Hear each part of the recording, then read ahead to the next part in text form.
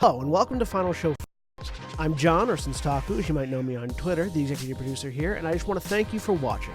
It really means a lot to us that people watch, listen to, and enjoy our shows. If you want to help us keep making these shows as fun and lively as they can be, please join your fellow fans in supporting us at our Patreon page at patreon.com/fsfilms or by subscribing to our Twitch channel, twitch.tv/finalshowfilms. It really means a lot to us that the amount of you who do support us continue to do so, especially our $25 plus tier supporters on Patreon. Antitonic, Cat Waterflame, Samantha Bates, Maureen Monty, and Gravity Alexander. Every little bit helps, so thank you to all of our patrons and subs. Check us out on Twitter at Final Show Films and on our website at www.finalshowfilms.com for updates, go-live notifications, and more. We love interacting with you, so feel free to tweet at us or email us at finalshowfilms@gmail.com. That being said, please relax and enjoy.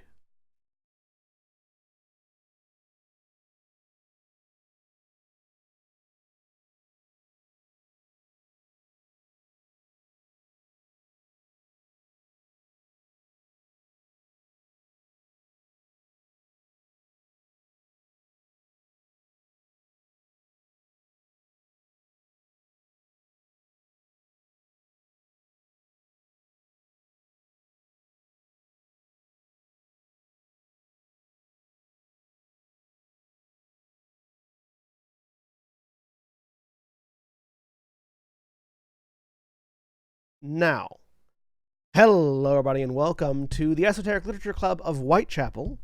I'm John, the keeper for this session. And joining me today is Jeremy. Hi, my name is Jeremy. I am playing Jahan Ramsey and fuck Pandaren. Jahan Ramsey, the fucker of pandas. And Craig. Oh, okay. You can't confirm that he hasn't. I'm Harold Costley, retired doctor. Neutral regarding pandas. Retired for unspecified reasons. And Mara. Because pandas. Oh, God.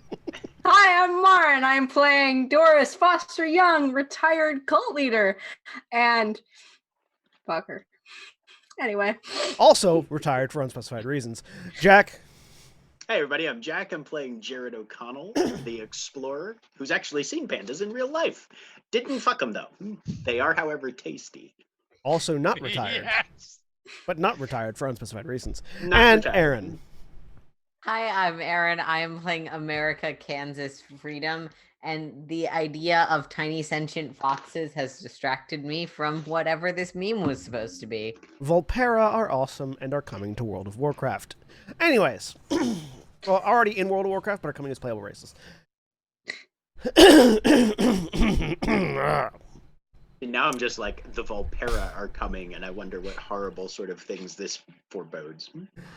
Before we delve into the world of Call of Cthulhu, for all those watching and listening at home, understand that this is a world that thrives on horror, on the unsettling, on making you uncomfortable, so there may be themes and aspects of this story that are particularly unpleasant for some viewers.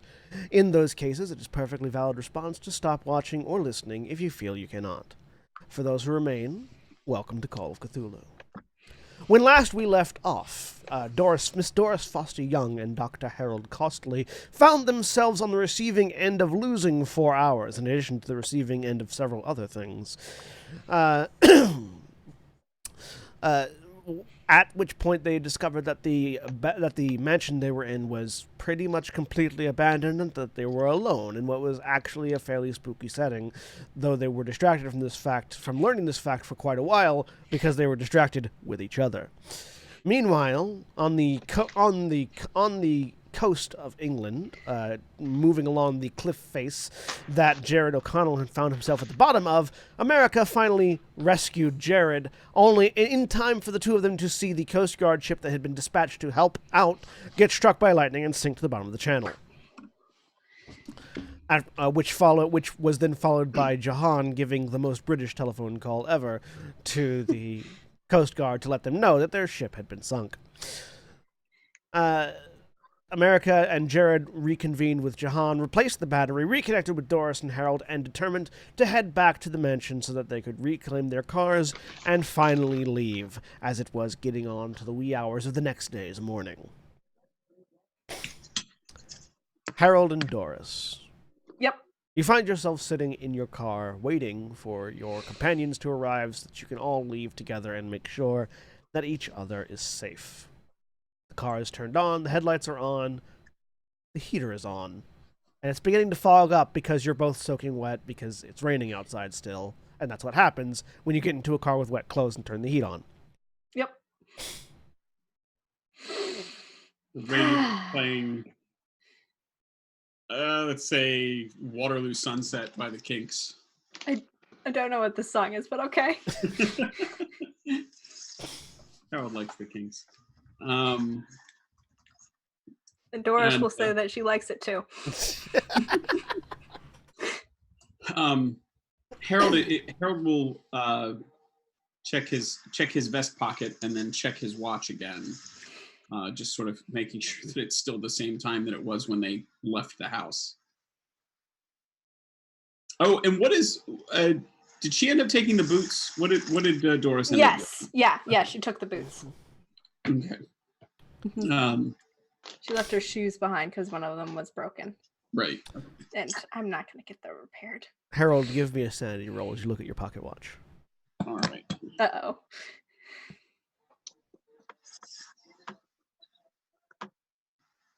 Figure out which.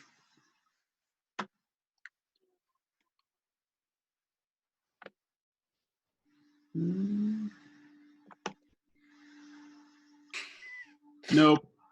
Uh-oh. Your pocket watch is perfectly normal, nothing's wrong. Yay! All right. A little bit relieved, Harold tucks it away and looks over at Doris and says, not that I don't appreciate the invitation to this club, but you have to tell me what sort of things have happened to you all in the past when you've gone to auctions? Anything Oh, I mean, nothing that interesting. We usually go and there's some walking around. We do what we did this time and write down what, looks like it might be interesting to whatever his name is. Reginald. Reginald to Mr. Caldwell. And then go back and we discuss what we were talking about. Yeah, we discuss things. It's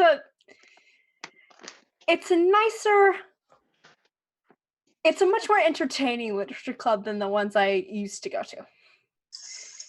I would have to imagine. And Harold reaches into his other pocket inside his coat and pulls out the Latin volume from the library and says, as soon as the auction had already shut down, I seem to have neglected to pay for this particular book.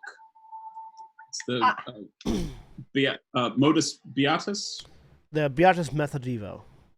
Beatus Methodivo, okay. I suppose when we reconvene, what's the standard in situations like this? Do we have to wait till next week, or are we going to try to get together and review? I don't know if there's the next meeting. The next meeting is actually on Monday. This was a weekend. So I'm sure we could just wait until the next meeting. It'll be on Monday. Today is Friday or Saturday? Yes, today's Friday. Friday. Well, it's become Saturday over the course of the events. Yes. But we're in the wee hours of Saturday. Well, that will give us some time, I think, to rest up after the excitement of today. Yes. All of us managed to injure ourselves at one point or another on a staircase, that sort of thing. Yes. I mean, it does happen, but yeah. And then, we'll just discuss how things went, and it'll be interesting. I don't know. It was weird, but it's not. I'm sure it's all perfectly reasonable. Harold has exhausted his very limited store of small talk and is now fiddling with the heater. At roughly this point, you see headlights lighting up the fogged up back window. As America, Jared, and Jahan, you return to the house and see a fogged up car, a car with fogged up windows that is currently on. I'm not going to be the one to go knock on the window. I'll do it. I'll go. I love that you said that because that's the last thing you said the last episode. It was great. Yeah, yeah. Perfect callback. Continuity. Continuity. Jared gets out of the car. You get out. It's still raining. You instantly are soaked again. Sneaks over to their car. Give me a stealth check. Uh-oh. Okay. Are there any bonuses for it being super dark and loud from the rain? There are bonuses from it being super dark and loud from the rain. There are also penalties for it being muddy ground, meaning that you get a 0, so no. Okay. Doo-doo. No. Terrible. I fail. Shortly after, Jahan and America, you watch Jared get out of the car and start trying to sneak over towards the thing. The problem is twofold, you can see from your car. One, his feet are getting stuck in the mud, and he's having to pull them out of the mud. Oh dear. Which is causing him to not quite walk with the attempted stealthy gait. He's not quite getting there. And two, he's really he slips.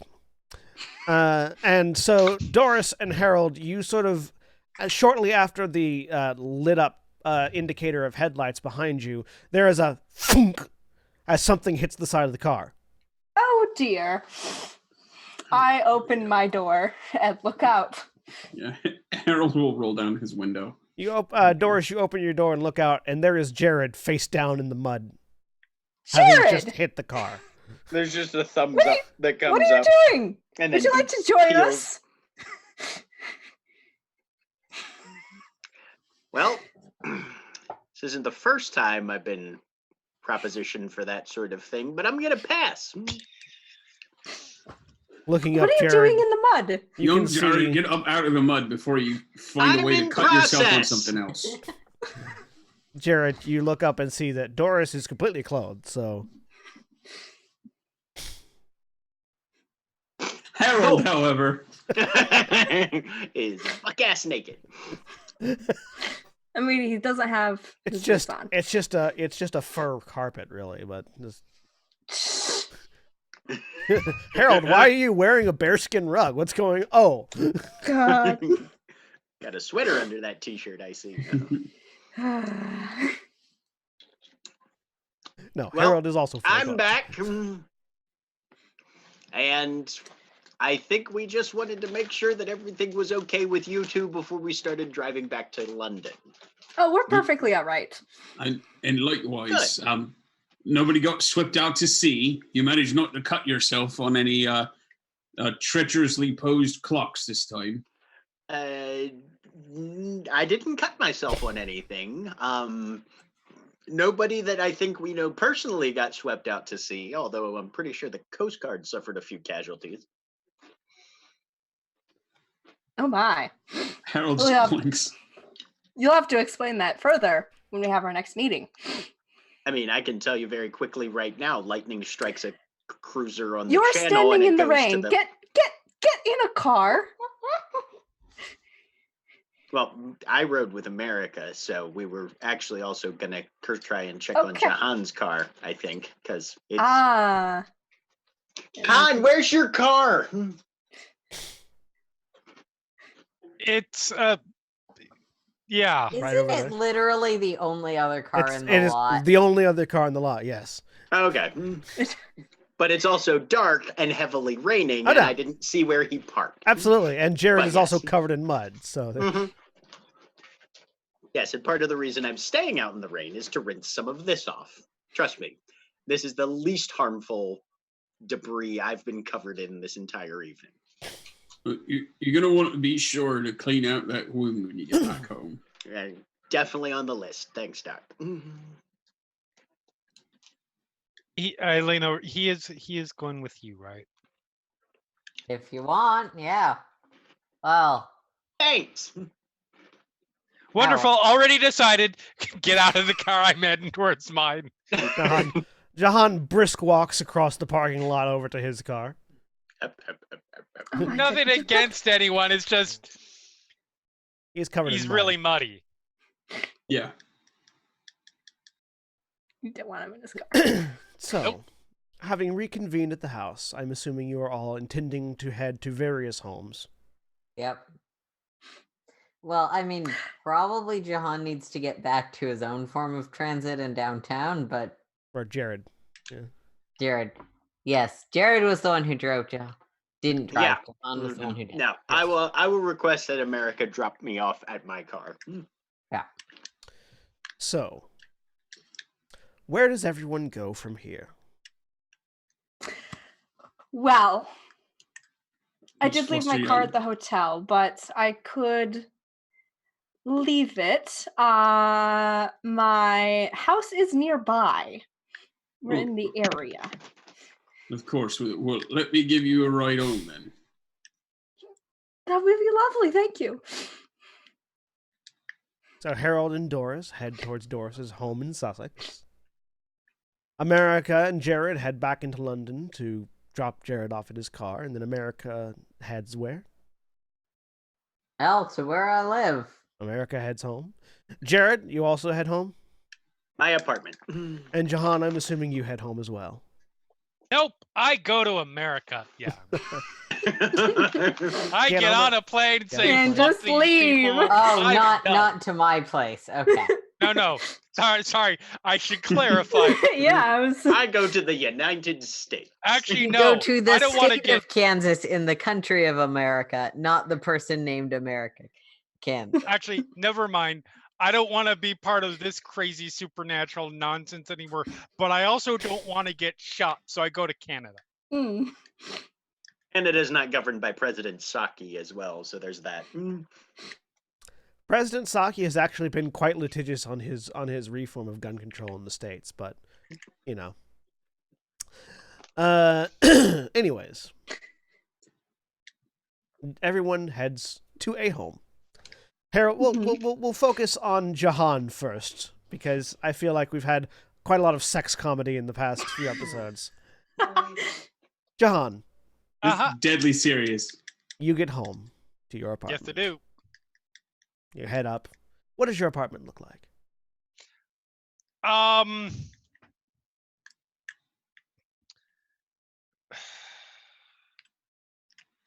The easiest way to describe it would be like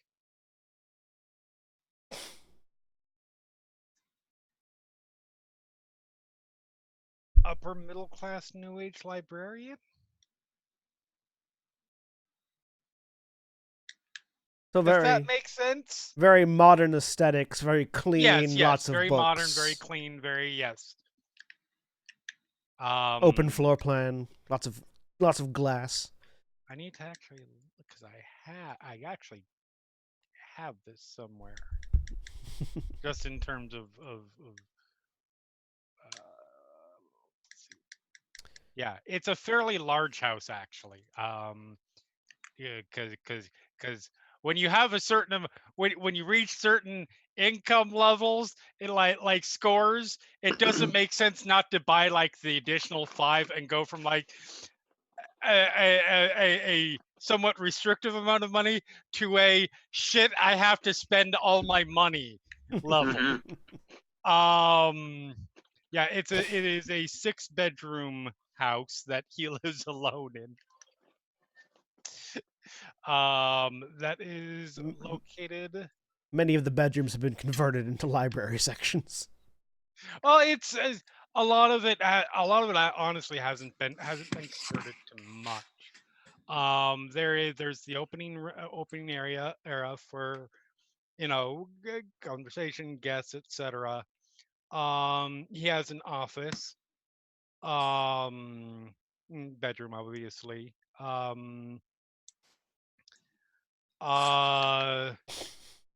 A room for religious practice. Sure. And probably the remaining rooms are just containing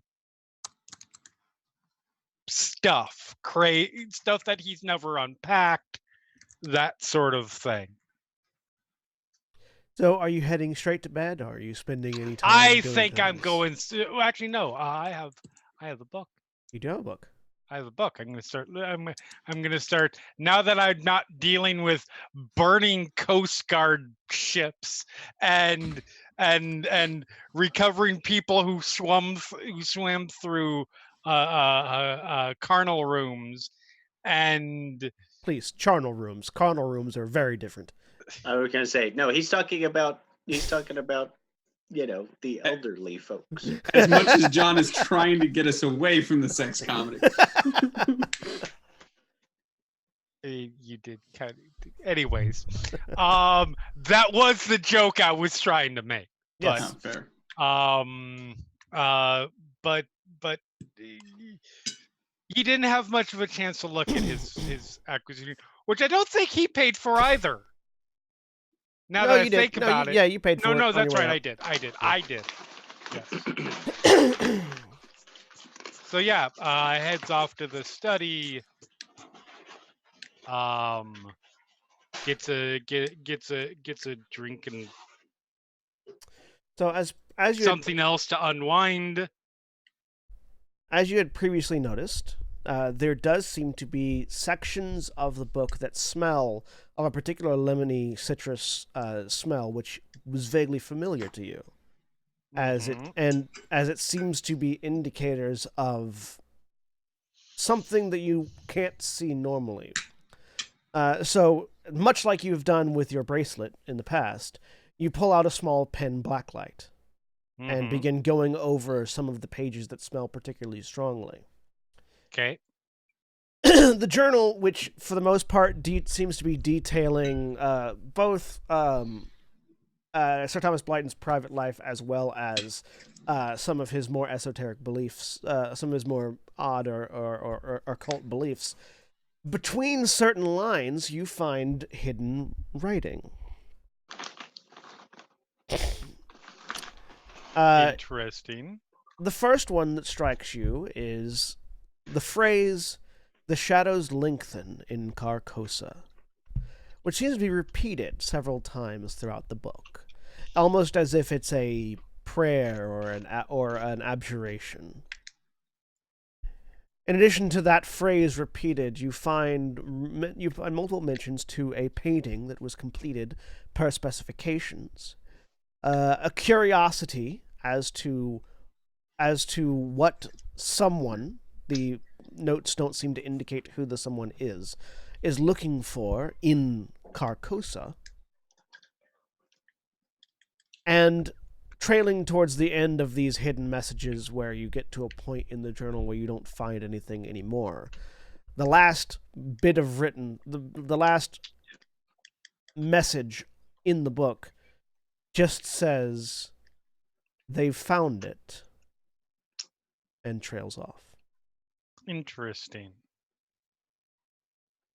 I will. I make a lot of notes, and by that I mean my character does. I don't do that kind of thing.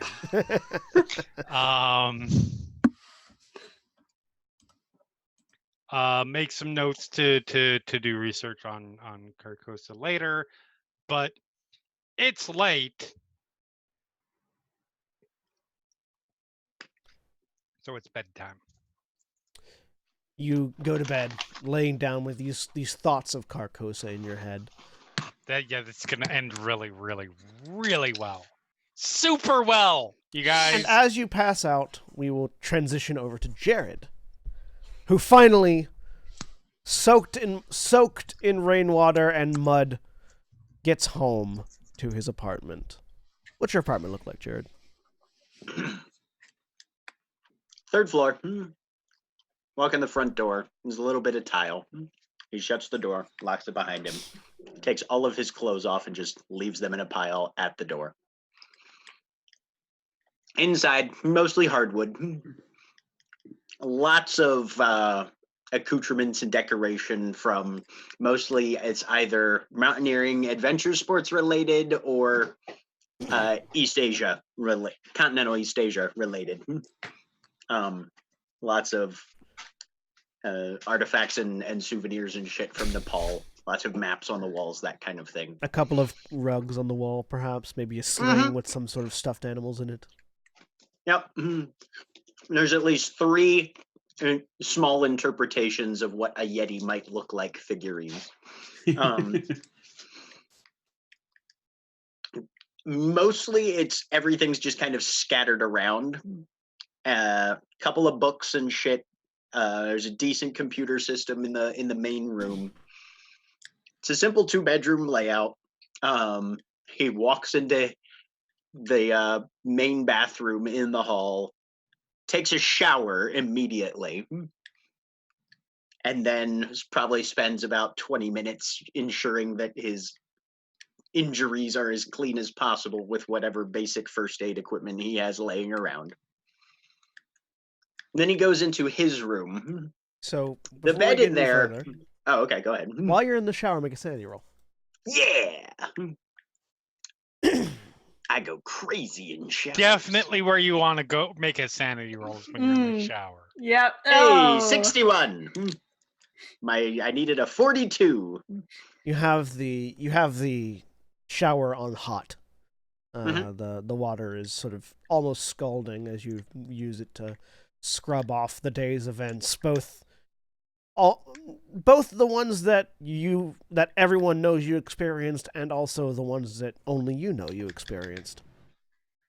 But nothing else happens in the shower. Okay. At which point he goes to his bedroom,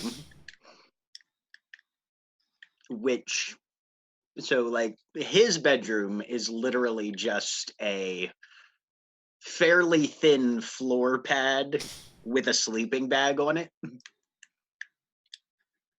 And then a couple little things scattered around. It's pretty much the master bedroom is technically the smallest bedroom in the house. The other one is where there's actually like a bed and stuff. He never sleeps in there. And just lays down, throws the sleeping bag over him, and sacks out. Because he is done. America. You head home. What's your home like? Can't hear you. Can't You're hear muted. Yeah, because I had food. Sorry. Right. So America lives above a barn and also kind of next to it, but like the bed and stuff is in the sort of barn loft. The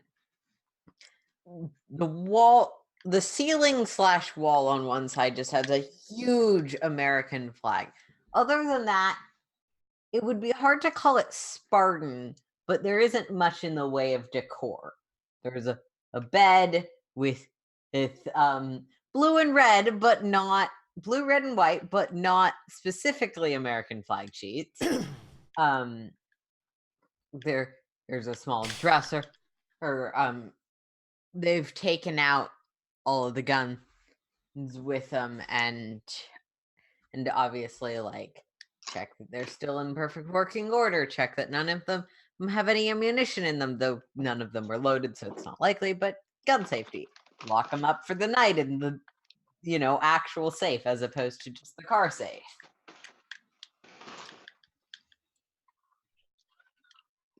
You lock everything up, get ready for bed. There's a neighing from the barn. One horse in particular, who always seems to be awake whenever you're around. I do whatever horse chores I need to do at this time of night, and whatever other farm. You make sure they're fed, and the trough is filled with clean water, and etc. But this yellow-haired horse watches you, stares at you the entire time.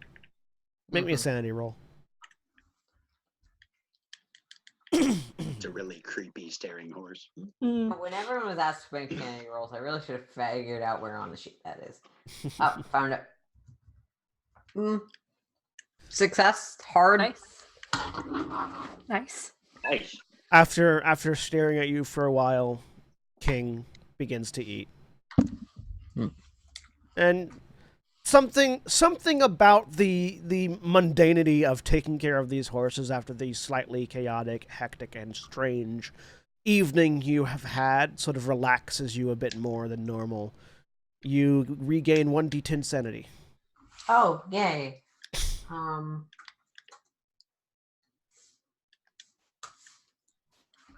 Regain 7 sanity. Where's the sanity thing to put? Basically your current sanity goes up by 7. Ah. The middle one. Doris and Harold. As Yes. America goes to bed. You arrive at Doris's home. Doris, describe your home from the outside.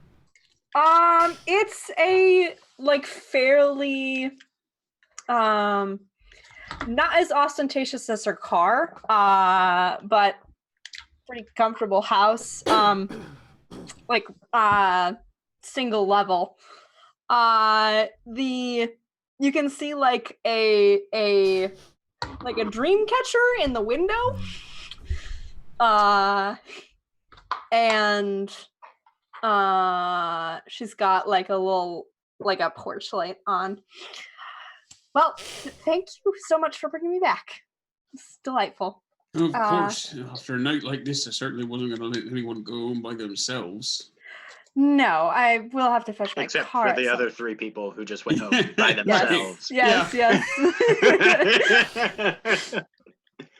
I will have to go and get my car back at some point, but would you like to come in? It's been a long day. After a chilly evening like this, I certainly wouldn't say no to a cup of tea. Yes, absolutely. I didn't say anything. You're all doing faces. It's good. The 2 of you go in. Yep. For your cup of tea. What's the inside of the house look like? As you go in, everything. So, there's a foyer.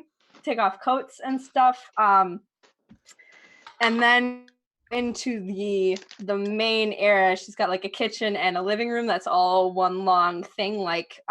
It's really good for entertaining. And it is covered in various bits of everything has sort of a symbol on most of the things, as I make up a symbol for my fic cult real quick. It's it's a pyramid with a sunrise over the top of it. I was really hoping for a wizard's tower with an infinity symbol underneath it. I love that she has her own branding. A pyramid with a sun and a smiley face in the middle of the pyramid. Fantastic. Your friendly neighborhood Illuminati. It's on there's a banner in the kitchen against one of the walls. There's a little frame. There's a one of those clear plaques in the middle of the living room table. And she gets busy making tea. Basically. Takes down do you prefer herbal or black tea? Except the kettle. Just old-fashioned black tea. Perfect. I have yes. I have this one. And she'll start making tea. So this is my house. I got it after Robert died, and wanted to just get a move, change of scenery.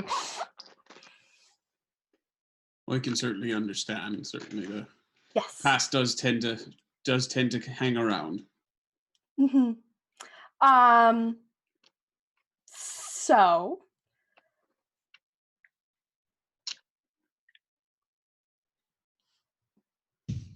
Awkward silence. Yeah, Harold just sort of awkwardly is looking around at the different icons and is waiting for the tea, I think. Okay.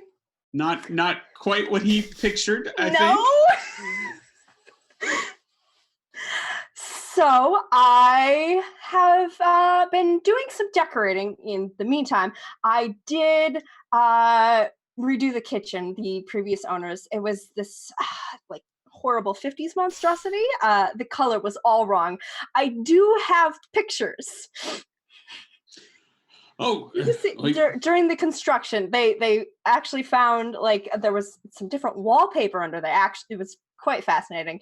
well, You had to move the fridge, the refrigerator. It was it's a horrible time getting the plumbing rerouted through here, but and she does take out a photo album. Harold is actually pretty interested. Harold has strong opinions on wallpaper and wainscoting. All right, she'll show you. Okay. And like at some point, she'll leave you with the photo album and go and get the pictures, or get some teacups. And would you like to we have the chairs in here, but I think out in the living room might be more comfortable. Well, of course, wherever you commonly entertain. In here then. And she'll like lead you out toward a ritual sacrifice room. A small love seat. There's a like a sofa. Like so chair. What Jeremy said. Cool. What? I didn't catch that. A ritual sacrifice room. Mm-hmm. She's done that. Don't worry. Can be designed to look like many things. Yes.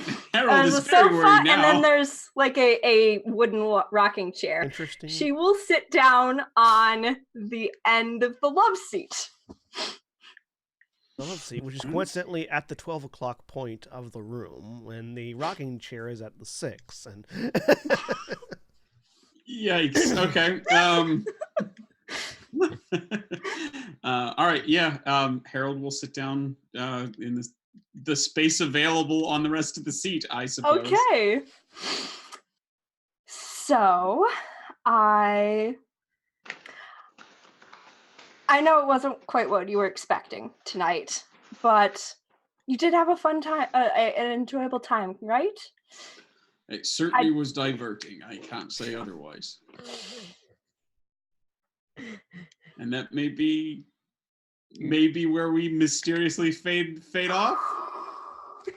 I need both of you to make me luck and then sanity rolls. Okay. All right. See who gets lucky. I just want to say that over that entire scene, I feel like they both needed giant boards labeled "hint" to batter each other with. Look. Oh boy. Hey. I got a 100 on my luck roll. Oh God. And sanity rolls. Good job. All right. Thanks. Oh no. So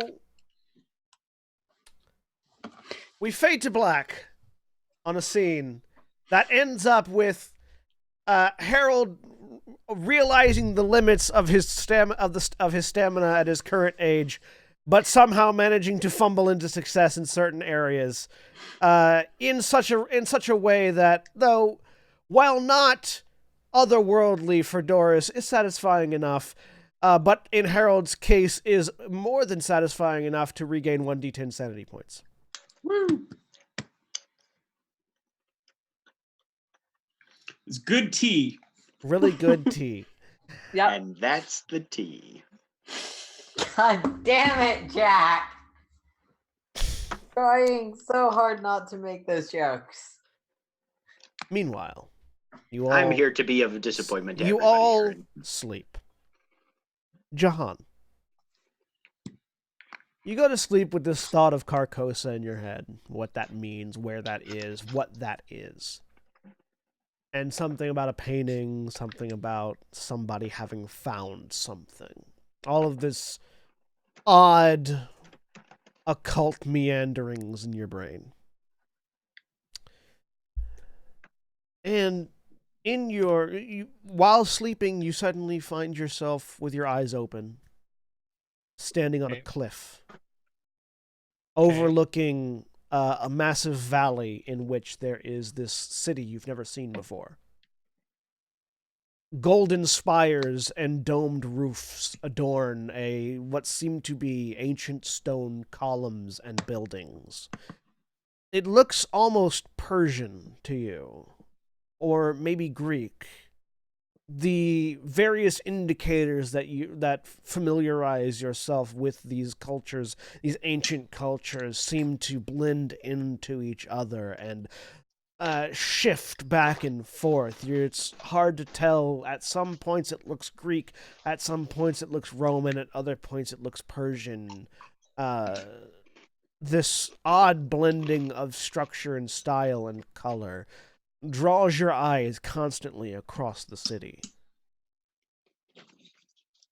And you see people moving about, going about their lives in this town. From this almost you're finding omnipotent position on the cliff above, looking down. Make me a sanity roll.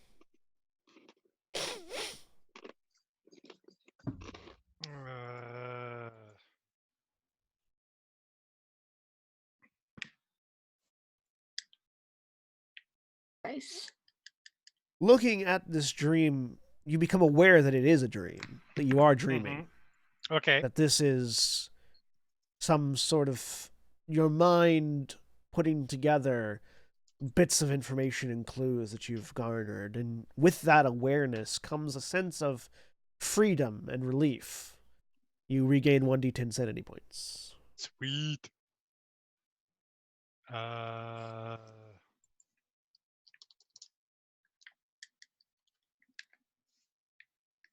I'll take it. Hey, 2.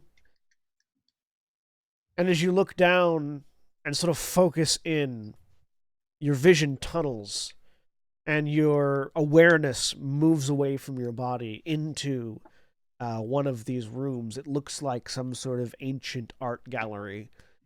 And in the middle of this pedestal, there is a painting. The same painting you saw in Lord Blyton's manor.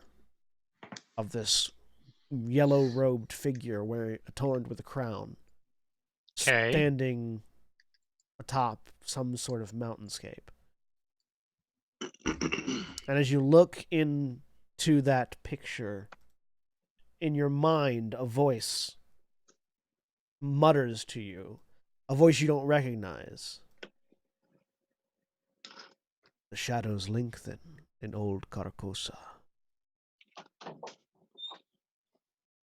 And you wake up, laying in bed. That book that you had put away, clutched to your chest. You're not certain how it got in your hand, but it's daylight. It's the next day, around noonish, according to your alarm clock. Right. You are awake, having dreamt of something. Well, that was fucked up.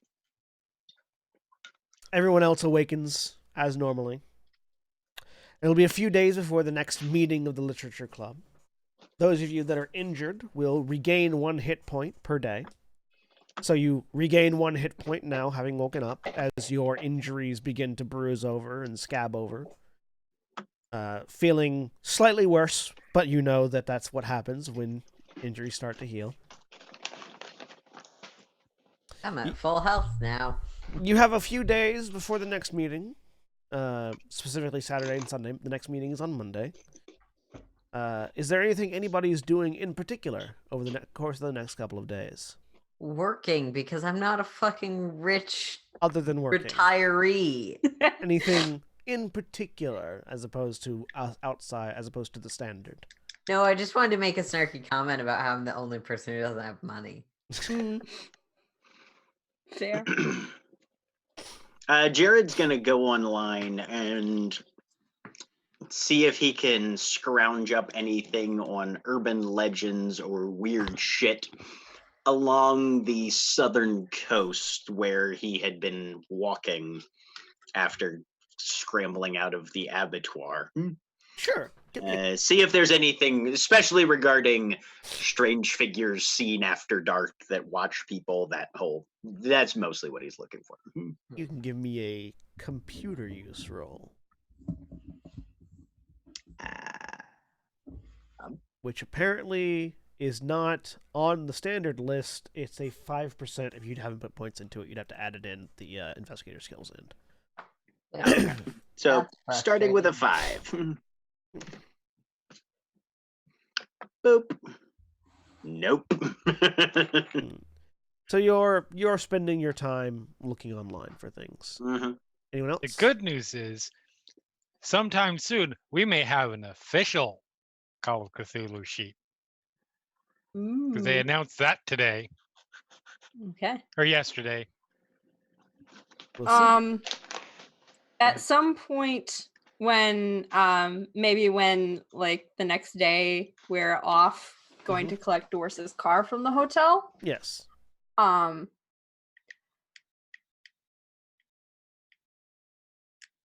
don't know how she would begin this.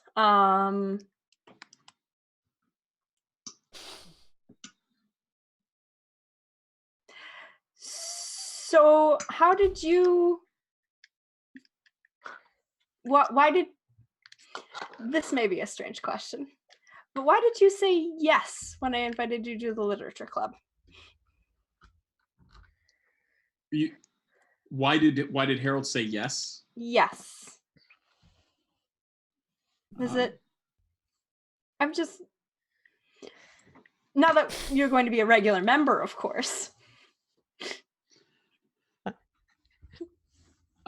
Wait, I'm sorry. Invited him to the living room or invited him to the club? Literature club. Literature. Okay. Yes. I was Why gonna did you say yes? Sorry, no. that's That's a very different answer. That's a different conversation. Yes. You see, we know you're in the literature club because everybody who's in the club has been invited to this particular living room. Harold says, "Well, honestly, I'm just curious. It seems significantly more diverting than most other things that crop up to occupy time, and our Hannah had been encouraging me to get involved in other things to get me out of the house. So she lives in Royan now, and don't get to see her as much as we'd like. So it's a lovely part of the country. I sounded interesting when you explained it, and honestly, I can't say I expected to be sliding through as many floors as we did, but certainly it's been keeping me busy the past few days. I will absolutely give it that. This is true.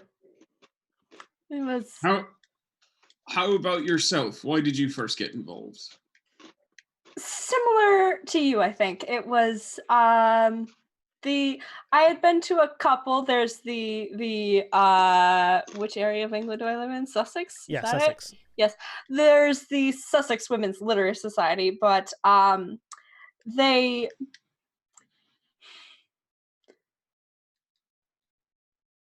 my life experiences and theirs, I think, have diverged a fair amount, and they didn't quite appreciate some of the wonderfully enlightening contributions I provided to the club, and so I was encouraged to stop attending. Yes, I can understand that as well. I'm no longer a welcome member of the Knightsbridge Gardening Club after what I said about Terence Greenlee's absolutely abysmal edges last year. Oh, you have to do the hedges right. If you don't, they're just eyesores. Well, it's a matter of some people may have and may not have a green thumb, but that man seems to be missing both hands. I completely understand. And yes. So, how did you first learn of the club? Well, Reginald and I are old friends. I knew him back before I retired, actually. Oh, you see. And tell me a bit more about your line of work. Was it before you you retired? Well, I was the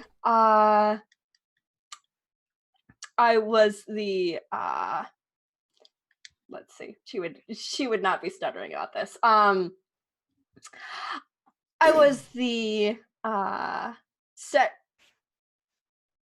secretary. I did most of the financials for a religious group, actually. Oh, well, that's rather nice. Very small. It's no longer functioning, but it was quite interesting. Terribly sad when some of the old small churches shut down. Yes. Which one was it? Anyone I might have heard of? Probably not. It was, we didn't have like a particular location we met at or anything like that. It was more of a traveling ministry, I think would be the word. The Citizens of New Life. Do I know them at all? Make an occult roll. I know what you said, but I just heard Branch Davidians. It's just Yep. Right. Yep. Yeah, I was gonna say, it sounds like the people who keep on leaving flyers under my door about how we all need to be saved and you're gonna die a sinner. You have never heard of that group before in your life. Also, at this point, you've pulled into the parking lot where Doris's car is. Ah, we're here. Oh, Anyway, it's a closed chapter of my life by now, but yeah, it's provided me a lot of interesting opportunities to travel, and I had a fair pension from when I retired. So that's rather important, and so good for you to. Sorry to hear it's shut down, but so good for you to be involved. If you don't mind my saying, I think far too many of our younger folk these days are leaving behind religion and the old ways. So good to hear a young lady such as yourself was keeping up with them. yes, and I will smile and exit. Doris exits I'll the see car. you on Monday. Pursued by a bear. Well, that happened right. previously. Indeed. Shall I pick you up, or shall we meet at the literature club? If it's convenient for you, I think it might be. I mean, then saving on parking and gas. Oh, indeed. All right. And Harold proposes an appropriate amount of time ahead of time to allow for traffic and so on. Yep, Doris will agree to that. And then I go and sit in my car. Okay, that went pretty well. All right. No, I'll congratulate myself. Doris congratulates herself and drives off. Yep. Harold. I will abandon. The car on the side of the road. No, I was gonna talk about the book. Okay. That I got. I'll keep it with ye who enter. Yeah. At some point, the Stonehenge brick gets removed from my bag. Probably not the night before. But today I'm like, oh wait, I remembered that my handbag was quite heavy. Enshrine it in a place in your house. No, I put it out back. It's a doorstop. So you're not doing what I did with my piece of the Great Wall of China. Good to know. No. That's all that Doris needs to do. All right. Did Jared have anything to do before the next meeting? He's going to spend some time with his artifact from Nepal that he found in the old temple. Yes. And just try and see if he can glean any more meaning or notable features of it that it may have escaped his notice previously? Nothing escapes your notice, but you do see now the resemblance between this statue and the painting that you had seen in the Blighton estate. Mm-hmm. Any facial features that I can parse between the two of them? The face is completely obscured, both on the thing and in your memory of the painting. Like with a mask? No, with the hood of this robe. Okay, it's like, a piece that you can't really see. Yeah, yeah. Okay. The hood comes down, and the shadow on the statue, the shadows are solid part of the statue. Right. Mm-hmm. Okay. Yep. And then he doesn't really have anything else he needs to do between now and next meeting. Mm-hmm. Jahan, is there anything you're doing between now and next meeting? Yeah, I'm doing some online research of Carcosa. All right, give me a computer use Because roll. obviously. Sorry, what? Computer use roll.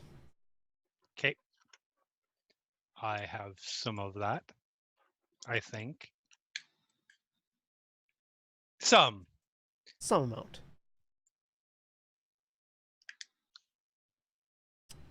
So close. Yeah. So goddamn close. So good, mother 26 out of a 25. fucker.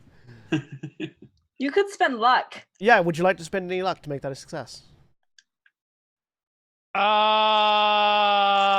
You reduce your luck by 1 to increase your roll by 1 and succeed. Yeah, sure. Right? So your luck goes down by 1, but you succeed. So, the thing that you find looking up Carcosa is a play called The King in Yellow. God damn it. What else was it gonna be, honestly? Yeah. You mostly this seems to be a it's apparently a book that it's a play that has like an associated literature with it. And Carcosa appears to be a fictional place that exists within the story of The King in Yellow. Mm-hmm. And it's the play revolves around the story of 3 characters. It has at least 2 acts and at least 3 characters: Casilda, Camilla, and the Stranger. And it's sort of you're not able to actually find any sort of a transcript or plot synopsis about the play. It's this thing that people talk about, having never seen but having heard about and finding excerpts of. It's this lost play. The only thing that anybody knows is that it was apparently written by. There's a associated literature written by Robert W. Chambers, who's an American author. Yep. Copies of it are hard to find. It's one of those rare book club things where people will auction off copies of it if they find it, or will even buy information about it. But one of the things that you can find is that there is a repeated refrain about lost Carcosa in the play and in the book. There's a song, in fact, in the first act, in sort of the second scene of the first act, wherein one of the characters sings about Carcosa, and the line "The shadows lengthen in Carcosa" is the end of the first verse of that song. Yep. All right, book club, we need to go to Louisiana. There are some murders there we need to investigate. Also, time is a flat circle. Does this have anything to do with a jazz-obsessed guy with a hand axe? Not yet. No. Hopefully not. No, he's easy to kill. He's easy to stop. You just played jazz and he doesn't kill you. Right, exactly. It's not that hard. Yeah. No, we need to go find Matthew McConaughey and Woody Harrelson. Oh, okay. Anyways. So that's what you find looking up Carcosa. All right. You're not certain what the connection between Carcosa and Blighton is, but you have found this bit of information. Jared, you're not able to find anything much about any sort of urban myths of people watching you on the coasts. There are some stories in Sussex about strange gatherings of people having been reported around certain areas of Sussex, but it's not like nothing quite. There are weird things that happen at night, but none of them are explicitly the thing you've experienced. Okay. Harold, Yes, sir. you head home, presumably. I do. Anything you do? Well, go ahead and just describe your house for us, your home for us. It has a very neat, very meticulous outer garden, but it is not particularly skillfully kept, but with attention to detail. And there are rose bushes and various other hedges, some flowers, and a meticulously maintained lawn. Inside the house, it is clean. Everything is dusted. The settings and the furniture all are relatively out of date. There are some. The only evidence of clutter is it by a chair in the sitting room, where there are piled books and newspapers and so on. And I think that's where, after making himself some more tea, that's where Harold installs himself, and we'll sit down and start going through the Beatus Metativo. So do you read Latin? What's your percentage of Latin that you know? What's the Latin? It is not, I don't think, fantastic, but it's basically left over from his med school days. It's 40. 40. So you can get through it. Go ahead and give me a other language Latin roll. Let's just see. See if you learn. Oh, okay. Well, boom. Go ahead and mark that as a successful skill use, as you successfully used that. That roll basically indicates that yes, you in addition to being able to mostly read it, you are also able to do a little bit of research and actually improve your understanding of Latin, so that sometime in the future you'll be able to do an improvement roll on that.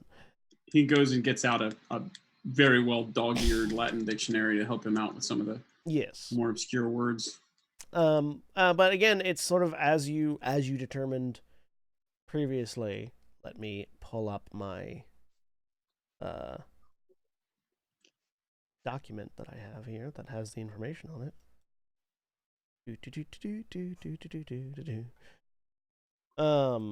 As you had determined previously, the Beatus Metativo is, again, it's Saint Methodius of Olympus. It's that Gnostic short prophetic work, and you sort of read through and familiarize yourself. There's not much else new to it that as you read through. The parts that you hadn't read were pretty much, again, strictly prophetic. There is one interesting line in it that refers to a man of medicine on a volcanic island. It's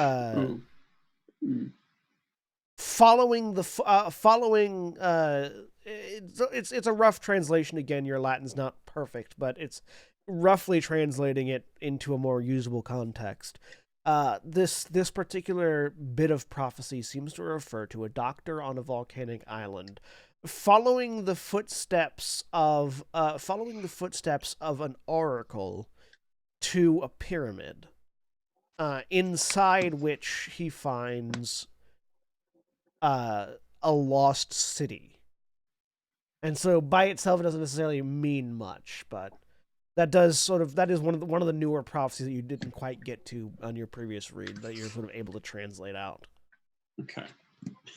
He sort of flips back to double check when it was written, and then goes back to 380. Yeah, goes back to reading some more. And will, I think, pull out at that point pull out a pen and his small notebook and start making notes on that, noting down the page. He's not going to write into the book itself, but we'll make notes on it as well. Okay. Doris, are you doing anything else other than your conversation prior to the next meeting?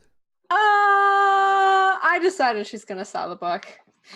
Sell the book? I'm gonna go to the Nop shop and sell that book, get another one. I want a novel. Which book was it?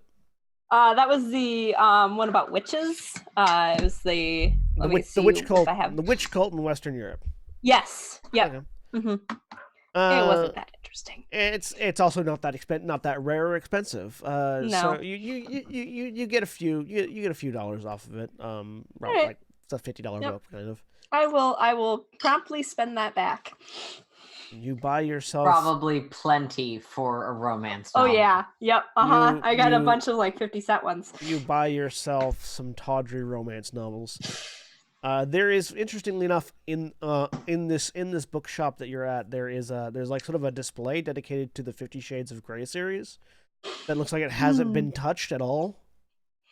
And apparently they're having a sale. You can get the whole series for like 50% off. Oh, I've heard about that. I have a question. Yes. This is an alternate universe and slightly in the future. What's going on with that series in the past? Yeah, has it expanded? She's written other books, by the way. I know this because I've seen them. No, the series currently has 8 installments. It's hang on a second. How many times has the film franchise been rebooted at this point? Twice. Oh, yep. Okay. Most recently with Dolph Lundgren playing Mr. Grey, which was a particularly weird choice. I would watch the hell out of that. I mean, I don't know who that is. That would be an odd choice. Well, no, I assume that digital de-aging is actually proficient in this era.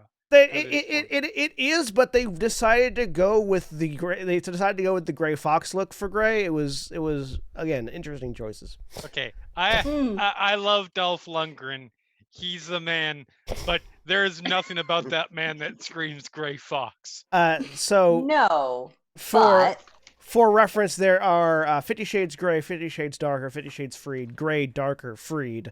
And then also 50 Shades Recaptured, 50 Shades Even Darker, and 50 Shades Locked in a Box. So you're saying that it progresses at the rate that the fanfic ones did? Yes. 50 Shades Locked in a Box seems to be some sort of Dr. Seussian crossover as well, which is odd. Really disappointed. I was hoping it was a FNAF crossover. I'm really disappointed that there has not yet been one titled 50 Shades of Fucked Up, because that is the dumbest line in the entire film series, and it needs to be a title of the book in the series. Please. No, because that would require acknowledging please that there are fucked up elements to the relationship despite it being genuinely erotic to some people. No, I assume that there's just a spin-off television series on HBO currently called Grey, Too Fucked, Too Darker. No, it's actually just called Grey. It's just called Grey. It's part of the Retold by Christian series, which is the same stories but told from Christian Grey's perspective. Let's be frank, that's a Cinemax series. By the way, those are by the way, that sounds like a joke, but Grey and Darker are actual books in the Retold by Grey series. We're all aware of, or Mara and I are aware of the extended canon of 50 Shades. Yes. Yeah. Which is the same story, but told from as we have segued into the erotic literature Whitechapel Club. Yes. Hey, I told you that was my initial character concept before I discovered I could be a cowboy. We're gonna. Oh my god! Accidentally. Why were you not erotic? An adult performer and/or sex worker, and thought it was the erotic literature club. Oh, that's right. That's right. And then was greeted by these fuckers because you'd already all picked. That's right. I thought you meant your original idea was an erotica writer. That would also work. I mean, I'm disappointed you didn't combine that with the cowboy. Cowboy. I feel like Mara and I are going to be racing each other to get our characters killed off, so we can now make an erotica writer. Hey, that was my idea. Anyways. I'll So buy them all. you buy them all? Yeah. Easily done with the amount of money you got off of the other book. Perfect. I spend the entirety of the next couple days reading through. All right. John, question Yes. that I did not read that I forgot to ask. If you use luck to succeed on a roll, do you still check mark it? Yes. Okay, You're still Oh. succeeding. Fascinating. good to know. There's no penalties other than the reduction of your luck stat. Okay. So the few days pass. Some of you doing research. Some of you doing research of a different kind. Some of you working with horses. And the second meeting of the. I mean, we don't Literature know Club- what the 7th book is about. There could be work with horses there too. No, that's in the 6th book. It apparently Christian Grey delves into his bestiality fetish in the later books. That's not How what I did you thought not that was. realize that's what we were joking about? No, I was going to say, no, I'm pretty sure the rich fetish does have a horse riding scene in one of the earlier books. It does. That was foreshadowing, Different apparently, kind of for the different, 6th book. Different kind of horse riding. Anyways, What have I done? opened this kettle is what you've done. Yes. Yeah, I understand that. I understand that this is a tangent we can go on for literal hours and have many times. Monday arrives, and you all reunite once more at the Whitechapel Hotel in Whitechapel, London. The meeting room once again greets you. There are fresh pastries and tea available on the side, as well as coffee, should someone desire a slightly stronger drink. In addition to the ever-present painting of a police officer staring down at you, seeming to watch your every step, there are now a series of book trolleys, the kind of which you might find in a library, but have been repurposed for the use of this club, each with a dusty volume atop it. In addition, on the back wall, there appears to be a rack of wine. It seems Reginald got a little carried away with his auctioning. And Is I it the know if lot that those we are the inspected? wines attached to the wine that had the weird thing, or no? it's not the wine attached to the wine that had the weird thing, but it is one of the Okay. wine shelves from the cellar. Yeah. And in addition to all of this, there is Reginald. Again, with his average-colored hair, average-colored skin, average-looking face, and average-colored clothes.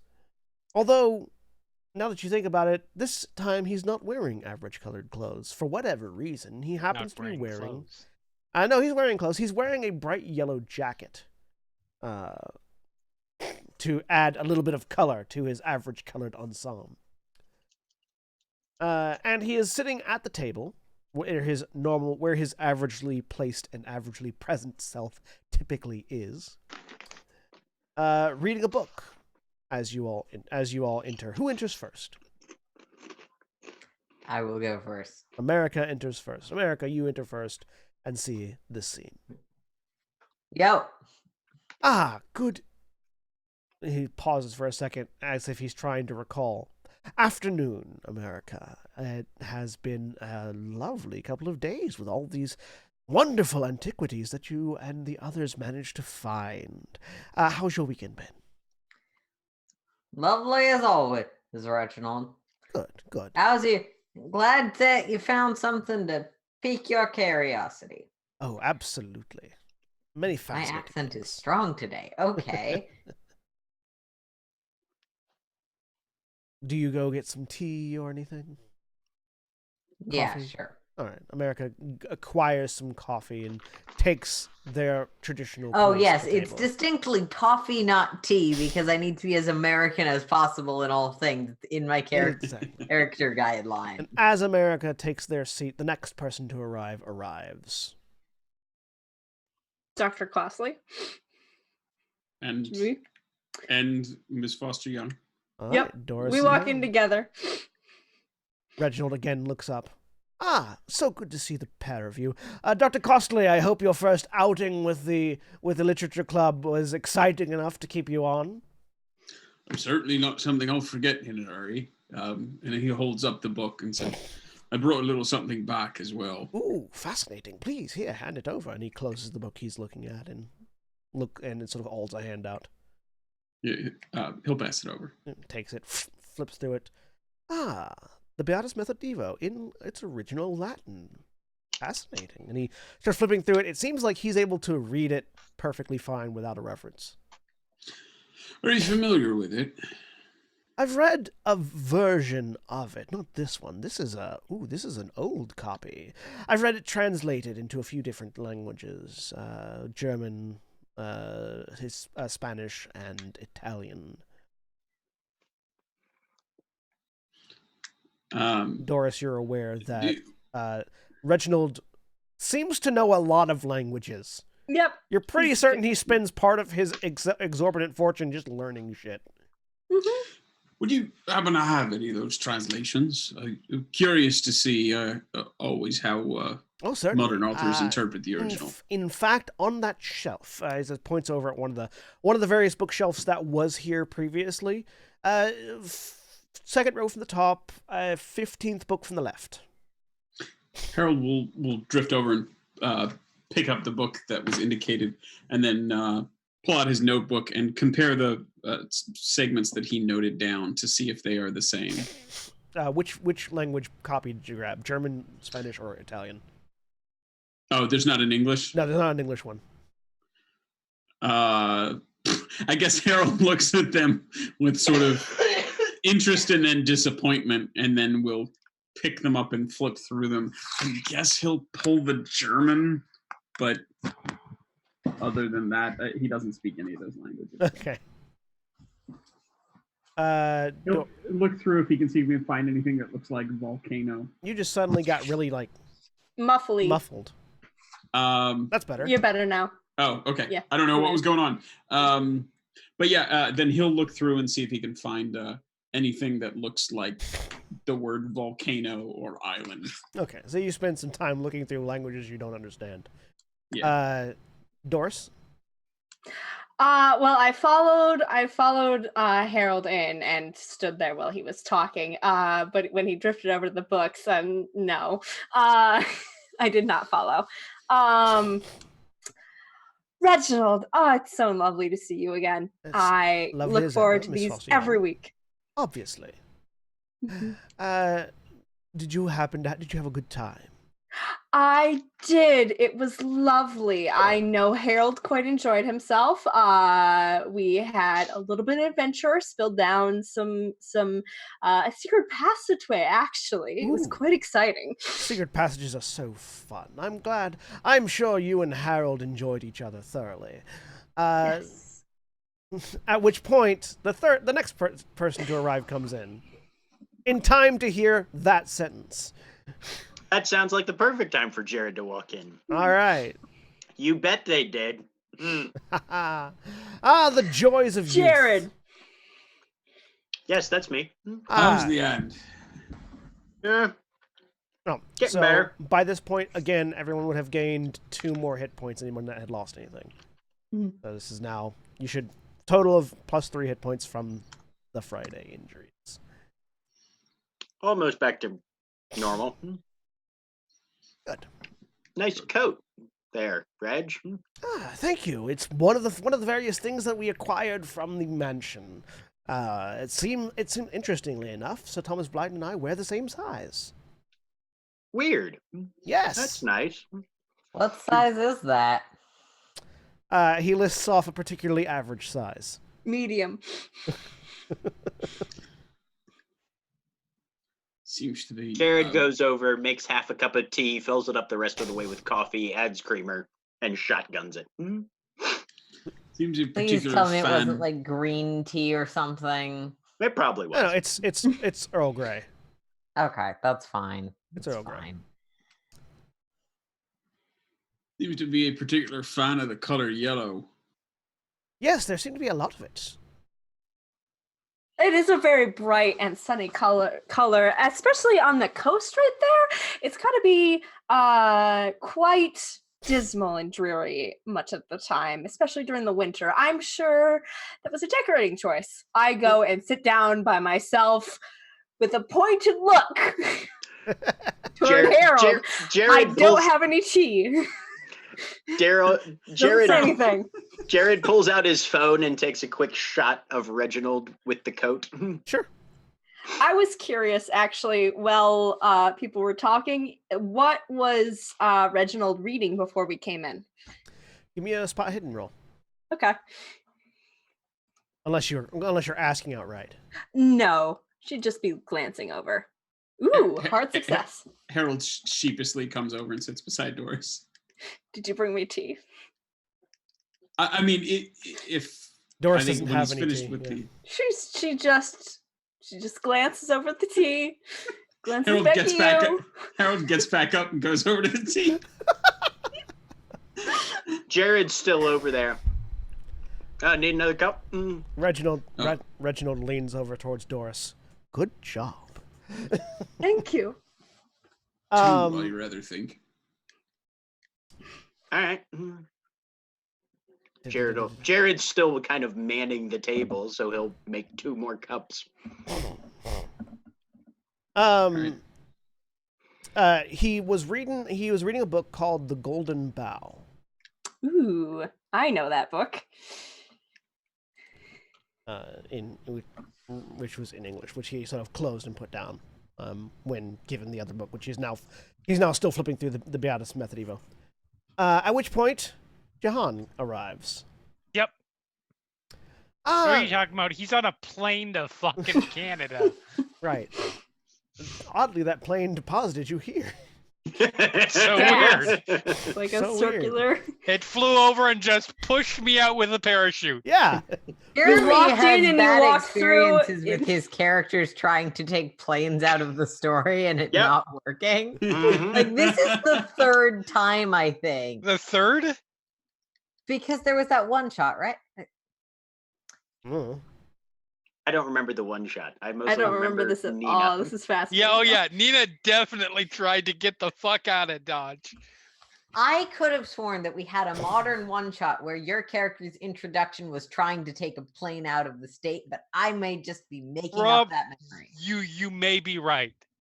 We have a lot of one shots. We do have a lot of one shots. Anyways, You should check them all out. you should. Yes, after you're done here. YouTube.com/FinalShowFilms. Anyways, so John, you enter to the sight of Harold bustling over to grab some tea, Doris and Reginald sitting down at the table. Reginald, who looks up, Dr. Ramsey, welcome. Evening. How's your weekend been? I mean, the weekend was quite fine. Good. After, Yes, it seems there was all manner of excitement. Yes, it seems there was all manner of excitement at the auction. He says, indicating the additional books and things that are here now. Yes, also vandalism, destruction, burning Coast Guard boats, apparently a charnel house, and am I missing anything? Make a sanity roll.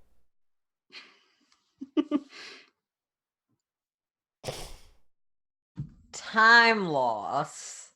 And America does air quotes in Hard success. Oh yes, time lost too. Interesting. Yes. So, Jahan, yeah, you're recounting everything probably, and oddly, Reginald. Oh, I knew I was recounting everything. I was giving everybody else a chance to chime in. Oddly, Reginald doesn't seem to react to it. Okay. It's the face that someone makes when they didn't hear you. Like, where they just sort of continue smiling as if waiting for something. Reginald. Yes? A law enforcement vehicle caught on fire Of course. because of Do I notice lightning. this is weird at all? Give me a sanity roll. Anyone who'd like to, other than John. Can make it No, Doris is good. This is normal. I'm definitely gonna roll because this seems weird to me. Nope. Seem- A ship that seems came normal out. to you guys. A ship that came Maybe out. a little on the British side, but normal. Yeah, a little on British, but you know. A ship that came out to rescue Jared after he fell into a meat pit. John, don't you think you might be overstating things a little bit? It was rather dark and rather stormy and rather exciting.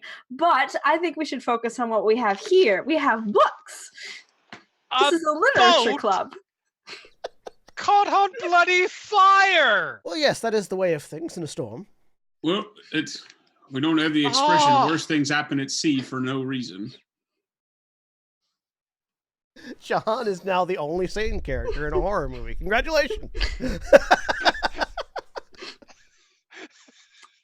John, dear, sit down. I love that everybody failed drastically. Yeah. Like, wasn't even Sanity is close. actually pretty good. Like a lot of our sanities are pretty good. 79, 83, 77 was all the rolls. and Doris just chose to fail. Yeah. Now.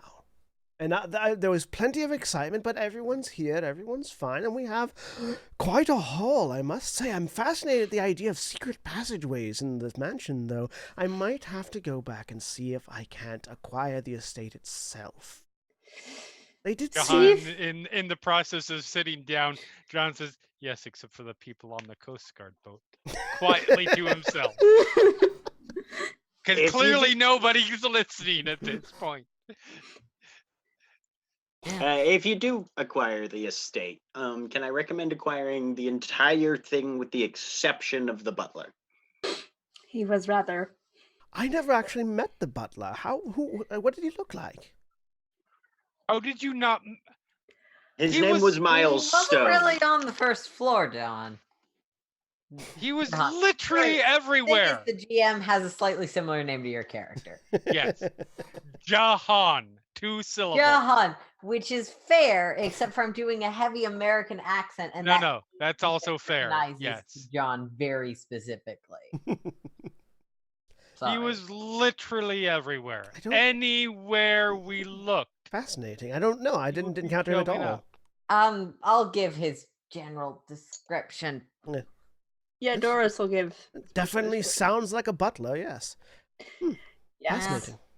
He And was rather... On the topic of the estate, I assume this is like, it seems like there's a part of it at the bottom of the cliff. If where her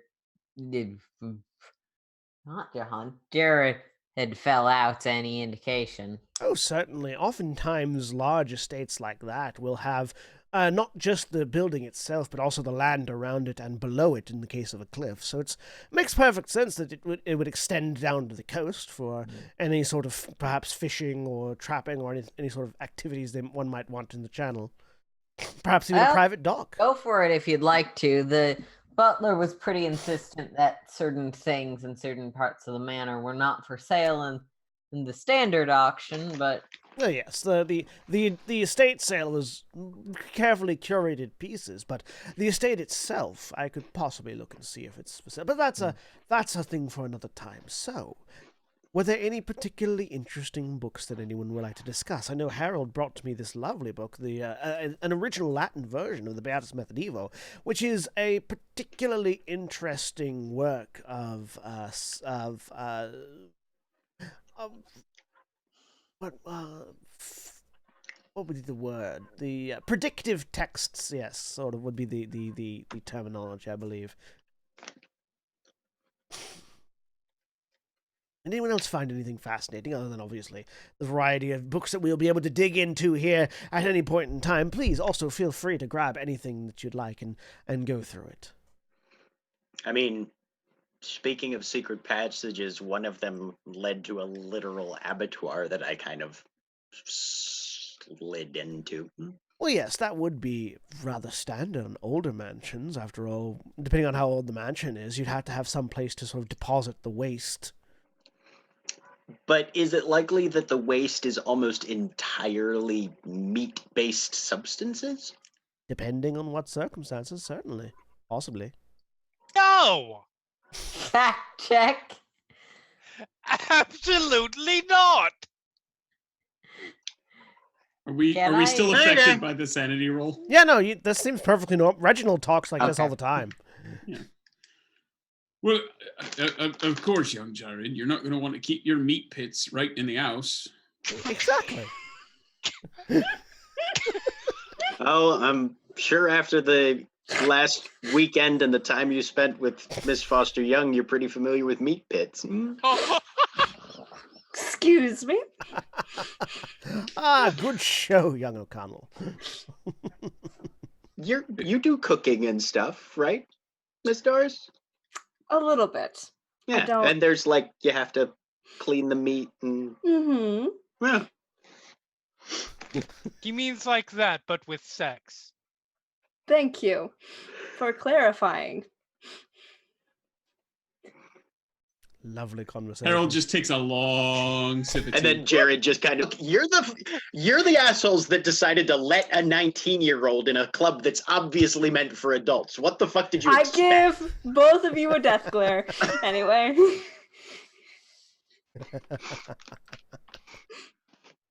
Well, I wouldn't pretend that we're normally like this, as he's the new addition. And And he's a Jared goes very to look at welcome the acquisitions to see what's interesting and available. Give me a library use roll.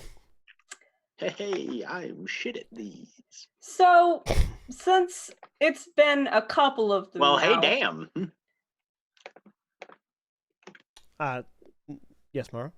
Yeah, since it's been a couple of them now where Reginald has not acknowledged some of the weird stuff, can I tell what's going on? Like if it's a specific if he's recognizing it but choosing not to acknowledge it, like I am trying to do with innuendos, or if he's just not hearing it.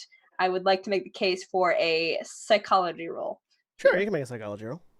Yeah, I will also point out, this is funny in character, but out of character, your characters are all horrible people. We are. Everybody been else. participating. The only jokes were made about the losing a few hours thing, which is genuinely funny in the context of the things that America. Oh yeah. I mean, I'm going to argue perspective here. When we're talking about terrible or people or not, only one of us thinks that a Coast Guard boat catching on fire and all of its inhabitants horribly dying is something that is not, just what happens. Hey, Don't blame us for our that's mental not illnesses. our morality. That's our dice. I got an extreme success for my library use roll. By the way, before I forget, Harold, did you get the occult boost for reading the Beata Smith Duo? No. I'm sorry. What is that supposed to do? You get +2 to your occult. Oh, okay. To your occult rating for reading it. Okay. Nice. And that's the mechanic whereby if at some point I start to believe in all this, then I take that as a sanity hit add it to my mythos? No, that would be mythos, not occult. This Okay, is just all right. flat occult roll. Okay. What languages do you read again, Jack? English and Nepalese. Nepalese.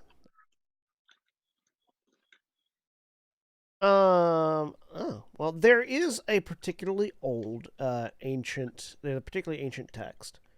That isn't Nepalese, but it seems like it's close. Give me an other language Nepalese roll. Success. You have never read this language before, but you've seen it in Nepal. This is a text written in Burmese. No, like the pythons. but you've seen it before, but you've never read it before. Okay. Well, he'll start trying to see if he can figure out what it means, and then he'll ask Reginald if he can't figure it out. All right. Anyone else looking at books or? Sorry. Mara failed a psychology roll. Yep.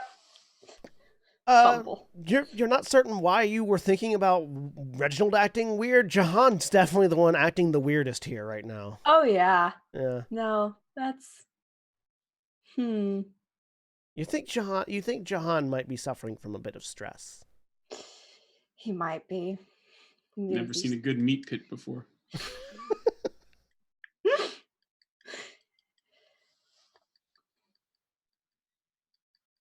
Anyone else looking at books or anything else? Yeah, I'm actually going to go through and I'm looking for a specific book. Guess what book?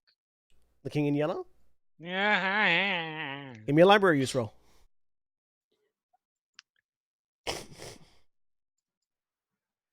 If Jahan goes and stands up, I'll follow him. Okay. And flip through stuff. Not that he's even looking kind of. Jahan is looking through the variety of texts. You don't find the King in Yellow. You speak Arabic though, right? I do. Okay. You do find